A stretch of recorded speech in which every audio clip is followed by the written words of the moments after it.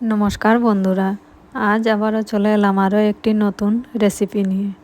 আজ আমি বানাবো চিংড়ি মাছের পাঁপড় পেটিস। এই পেটিসগুলো খেতে অনেক বেশি সুস্বাদু হয়। তো বন্ধুরা, আমার ভিডিওটি স্কিপ না করে 5 মিনিট পুরো দেখুন, তাহলে করে খুবই সহজেই বানিয়ে নিতে পারবেন এই দারুণ স্বাদের পাঁপড় পেটিস। তো চলুন বন্ধুরা, আর দেরি না করে ভিডিওটি শুরু করা যাক। চলুন বন্ধুরা, পাঁপড় পেটিস বানানোর জন্য কি কি উপকরণ লাগবে তা একবার দেখে নেওয়া যাক। আমি এখানে পাঁপড় পেটিস বানানোর জন্য নিয়েছি 2টো কাঁচা লঙ্কা কুচি করে, আর আদা রসুন পেস্ট, 3টে বড় বড় সাইজের পেঁয়াজ কুচি করে কেটে নিয়েছি, আর চিংড়ি মাছগুলো ধুয়ে পরিষ্কার করে নিয়েছি। আর এখানে নিয়েছি একটি টমেটো একদম কুচি করে কেটে। এবার এদিকে একটি কড়াই বসিয়ে অল্প কিছুটা লাল বাদাম কালি কড়াইতে ভেজে নেব। লাল বাদামগুলো আমি কালি কড়াইতে ভেজে নিয়েছি। এবার এগুলোকে একটি পাত্রে নামিয়ে নেব।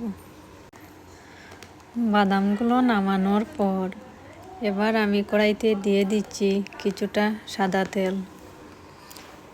তেলটাকে গরম করে এর মধ্যে দিয়ে দেব কুচি করে কেটে রাখা পেঁয়াজগুলোকে দেওয়ার পর এভাবে কিছুক্ষণ নাড়াচাড়া করে ভাজবো। পেঁয়াজগুলো কিছুটা ব্রাউন হয়ে গেলে এভাবে সাইড করে রেখে দেব। সাইড করে রেখে এর মধ্যে দিয়ে দেব চিংড়ি মাছগুলোতে আমি নুন আর হলুদ মেখে নিয়েছি। এবার এগুলোকে কড়াইতে দিয়ে দিলাম। চিংড়ি মাছগুলো দেওয়ার পর এভাবে তেলের মধ্যে উল্টে পাল্টে কিছুক্ষণ ভাজবো। বন্ধুরা, যতক্ষণে মাছগুলো ভাজা হচ্ছে ততক্ষণে আপনারা আমার চ্যানেলটিকে সাবস্ক্রাইব করে পাশের বেল আইকনটিতে প্রেস করে দিন, তাহলে আমার রান্নার নতুন নতুন রেসিপিগুলো সবার আগে আপনাদের কাছে পৌঁছে যাবে। পেঁয়াজ আর মাছগুলো ভাজা হয়ে গেছে। এবার এর মধ্যে দিয়ে দিচ্ছি আদা রসুনের পেস্ট।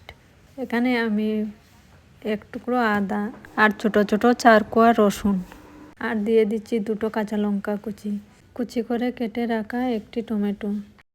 এবার সব কিছু একসাথে কিছুক্ষণ নাড়াচাড়া করে নিয়ে এর মধ্যে দিয়ে দিচ্ছি স্বাদ মতো লবণ, আর অল্প হলুদ গুঁড়ো, অল্প লঙ্কার গুঁড়ো। এগুলো দেওয়ার পর একসাথে ভালো করে মিশিয়ে নেব। এবার আমি গ্যাসের ফ্লেমটাকে কমিয়ে নিচ্ছি। কমিয়ে নিয়ে 1-2 মিনিট মতো মশলাগুলোকে একসাথে উল্টে পাল্টে কিছুক্ষণ নাড়াচাড়া করে নেব। নাড়াচাড়া করে নেওয়ার পর এবার আমি এর মধ্যে দিয়ে দিচ্ছি কিছুটা লাল বাদামগুলো এখানে আমি গুঁড়ো করে ভেঙে নিয়েছি। এবার এগুলোকে একসাথে মিশিয়ে নিয়ে এর মধ্যে দিয়ে দিচ্ছি অল্প গরম মশলার গুঁড়ো আর 1 চামচ চালের গুঁড়ো দিয়ে দিলে পাঁপড় পেটিসগুলো অনেক সময় মুচমুচে থাকবে। এবার সব কিছু একসাথে খুব ভালো করে মিশিয়ে নিয়ে পুরটাকে অন্য একটি পাত্রে নামিয়ে নেব। পুরটা নামানো হয়ে গেছে। এগুলোকে সাইডে রেখে দিচ্ছি। এদিকে একটি বাটিতে 2-3 চামচ ময়দা নিয়েছি। এবার এগুলোতে অল্প জল দিয়ে একটি ব্যাটার বানিয়ে নেব। ব্যাটারটা আমি খুব বেশি নরম করব না, এভাবে একটি ক্রিমের মতো বানিয়ে নিয়েছি। এবার এখানে নিয়েছি আমি পাঁপড়গুলোকে মধ্যে কেটে নেব।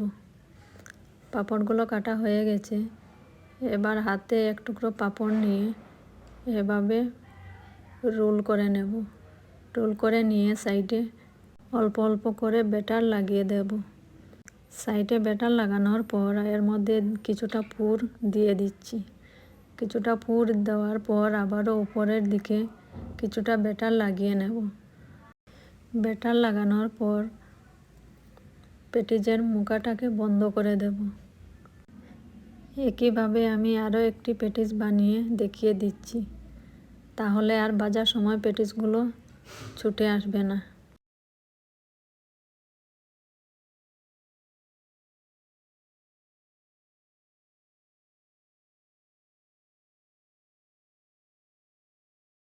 একইভাবে আমি বাকি সবগুলো পেটিস বানিয়ে নেব।